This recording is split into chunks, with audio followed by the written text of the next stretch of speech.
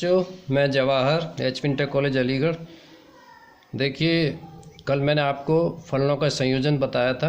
आज फलनों से उसी श्रृंखला में आगे बढ़ते हुए फलनों के संयोजन से संबंधित कुछ प्रमेय हैं और कुछ उससे संबंधित कुछ टिप्पणी हैं।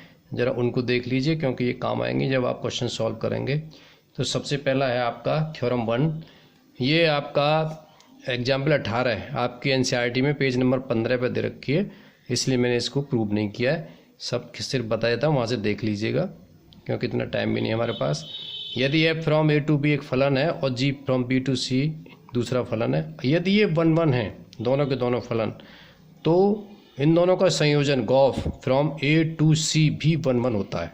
इसे याद कर लीजिए, दोनों फलनों का संयोजन भी 1 1 होता है। सेकंड थ्योरम ये है, यदि f from a to b और g from b to c दोनों के दोनों फलन यदि ऑन टू हैं, आच्छादक हैं, तो इनका संयोजन गॉफ यानी GOF gof from a to c भी ऑन टू होता है, आच्छादक होता है। क्लियर? ये भी आपके एग्जाम्पल 19 के रूप में दे रखा है वहाँ पर एनसीईआरटी में से, ज़रा वहाँ से देख लीजिएगा। और नहीं समझ में आया तो फिर मुझे कमेंट करके पूछ लीजिएगा या फ़ोन कर लीजिएगा। थ्योरम 3 तीसरा एक होता है, देखिए तत्समक फलन। तत्समक फलन को आइडेंटिटी फंक्शन कहते हैं। इसे किसी सेट ए पर है तो IA और B पर है तो IB कहते हैं, इसको इस तरह से बोल देते हैं। तो कहते हैं तत्सम फलन का किसी अन्य फलन के साथ संयोजन स्वयं में एक फलन होता है। क्या मतलब है इसका? माने कोई आपके पास में फलन है ये f, तो IA क्या है आपका? तत्समक फलन है, आइडेंटिटी फंक्शन है। तो इन दोनों का संयोजन, जैसे यहाँ पे FOG कहा जाता था ना, गॉफ कहा जाता, GOF और FOG कहा जाता था, तो इनका FOIA या FOIB F की बराबर होता है। ये याद रखिएगा। सामान्य रूप से गॉफ और फॉग आपस में बराबर नहीं होते हैं, ये जनरली देखा जाता है। कभी कोई स्थिति यानी फलनों का संयोजन क्रम विनिमय नियम का पालन नहीं करता है। क्रम विनिमय नियम का, कम्यूटेटिव लॉ का पालन नहीं करता। The composition of two functions do not follow the commutative law.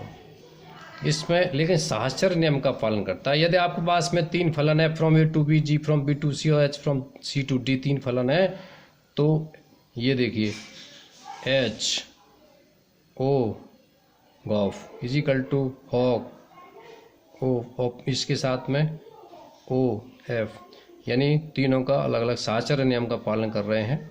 इसको इस तरह से प्रूव कर देते हैं, साहचर्य नियम है। ये भी आपका उसमें दे रखा है एनसीईआरटी में से, देख लीजिए एग्जाम्पल के रूप में। अब बड़ा इम्पोर्टेंट टॉपिक आता है प्यारे बच्चों, जरा इससे संबंधित क्वेश्चन भी आता है, इसे समझने का पूरा प्रयास भी कीजिए, बड़े मन से खुशी जरा इसको देखिए। जैसे कि आप जानते हैं, आप निकालते हैं प्रतिलोम फल प्रतिबिंब क्या होता है, इनवर्स इमेज क्या होती है, व्युत्क्रमणीय, फिर इसके बाद में व्युत्क्रमणीय फलन के बारे में बताएंगे। फिलहाल प्रतिलोम प्रतिबिंब के बारे में बता रहे हैं। जैसे मान लीजिए A और B कोई 2 सेट हैं, तो X की इमेज FX कहलाती है, आप जानते हैं, अब बताने की आवश्यकता नहीं। तो X को Y का क्या कहते हैं? प्रतिलोम प्रतिबिंब, इनवर्स इमेज कहते हैं। X को, इस X को इस Y का, यहाँ पे Y क्या है? इमेज है किसका? X का। तो फिर X क्या हो गया? Y का इनवर्स इमेज हो गया। बस सीधी सी बात है। इसको कैसे लिखते हैं? मान लीजिए fx इजिकल टू वाई है, fx इजिकल टू, मान लो fx इजिकल टू वाई है, ये होता है जनरली, तो x is equal to f inverse y हो गया, इनवर्स हो गया। तो f इनवर्स का जो सेट होता है x होता है such that fx is equal to y, ये इसकी डेफिनेशन। चलिए अब आते हैं इन्वर्टिबल फंक्शन की तरफ। इन्वर्टिबल व्युत्क्रमणीय फलन, आपकी किताब में हिंदी की में व्युत्क्रमणीय फलन ही इस्तेमाल शब्द हुआ है। 17 पेज पर एनसीईआरटी पर आप देख लीजिए, इसकी परिभाषा भी दे रखी है, बड़ी इंपॉर्टेंट परिभाषा है, इसको जरा थोड़ा सा समझ लीजिए।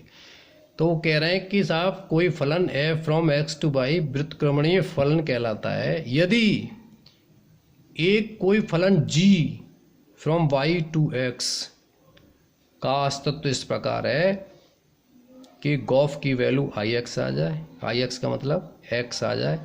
इसको ऐसे भी लिख सकते हैं हम, gof of x is equal to x निकल आया है इसकी वैल्यू, और fog of y is equal to y आ जाता है। इसको आई एक्स कहते हैं, इसको आई वाई कहते हैं, ठीक है। अस्तित्व इस प्रकार है कि ये I x equal to I y है।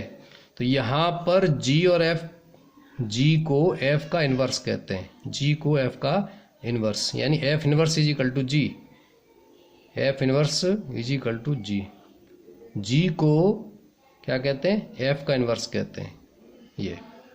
ये थ्योरम जो है अभी आपकी समझ में नहीं आ रही होगी, मैं एग्जाम्पल द्वारा इसे समझाऊंगा क्योंकि समय इतना हमारे पास नहीं है, लेकिन इससे संबंधित कुछ नोट्स है ना, जरा थोड़ा सा पढ़ लेना।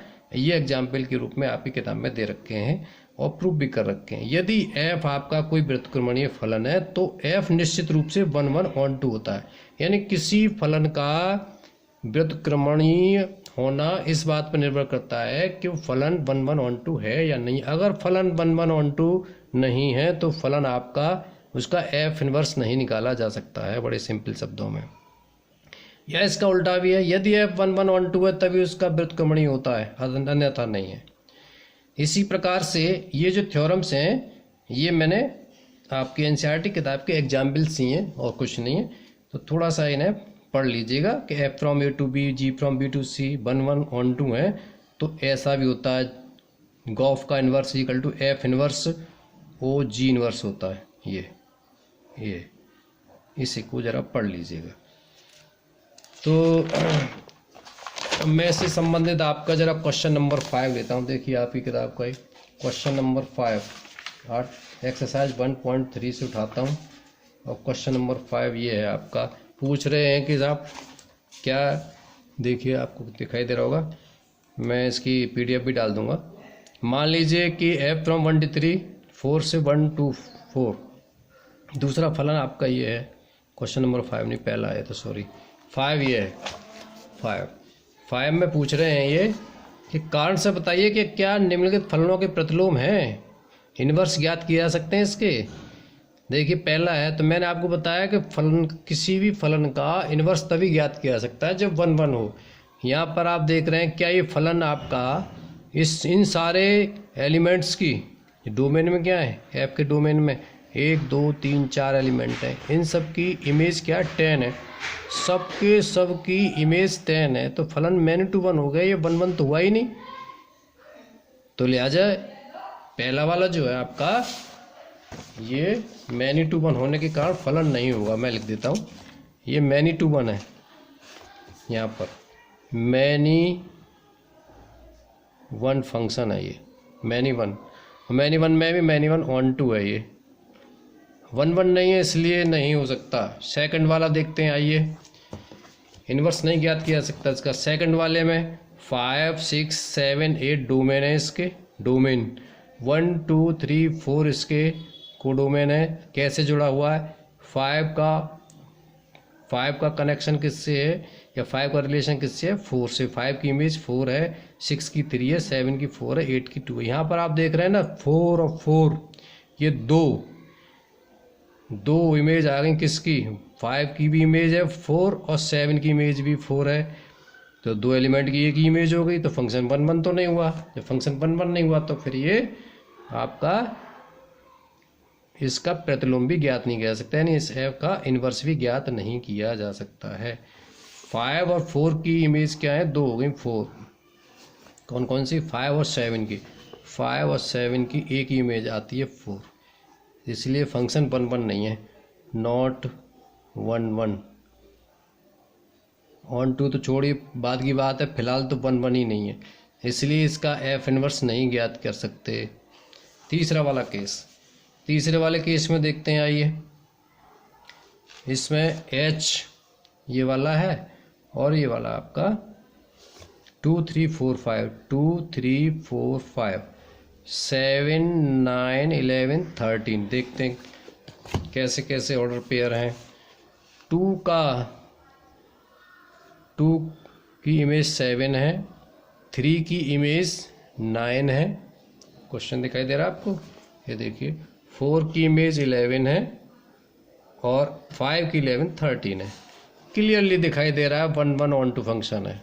ये फंक्शन आपका 1 1 एंड ऑन 2 है, इसलिए इसका एफ इनवर्स ज्ञात किया जा सकता है, यह प्रतिलोम ज्ञात किया जा सकता है। ये आज इतना ही, इसे रिवाइज कर लीजिए, बाकी कल बताएंगे। धन्यवाद।